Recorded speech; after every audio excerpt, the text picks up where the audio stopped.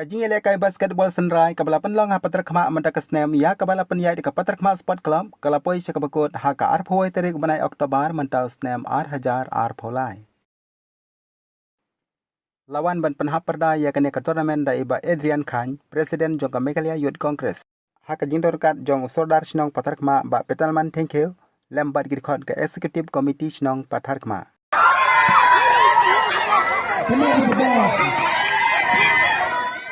La sponsor ya kene ka tournament da ka Jirang Block Youth Congress Committee. Ka jing lekai kalalong ka itanat bha hak ba ki samla ki badan sam ki layo lat ban penpau ya lagi jong ki sap ya lekai. Ka tium jong ka patar khama government higher secondary school kalayora ya ka nam kum ka ladu lane ka nong job hakane ka tournament bat ka 7 emingo kum ka runner up hakane ka tournament. Kalau boys ke final barang ka jing lekai final tolong jing lekai ka ba itanat ka ba kai hidup ka ta.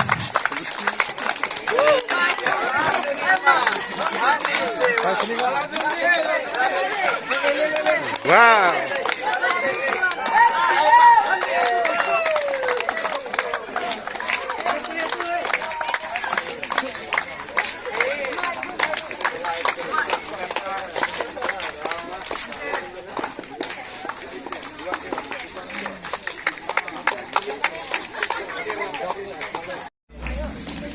Ning.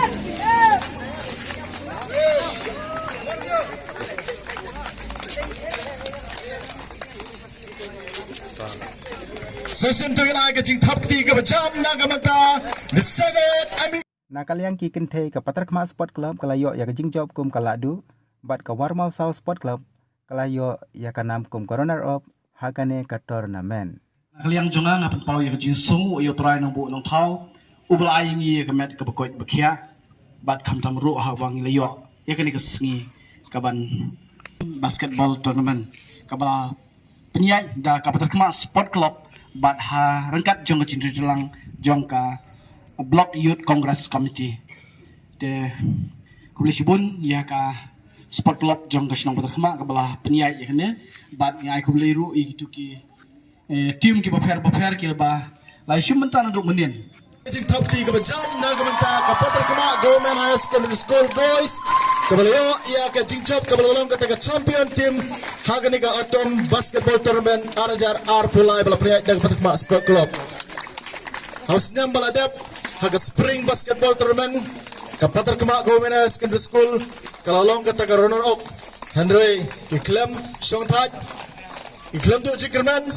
how no snap nampak jing trash tam ka sugi kilayo ban ke yoso jong ka jing job bagi lalong ka taga the champion team.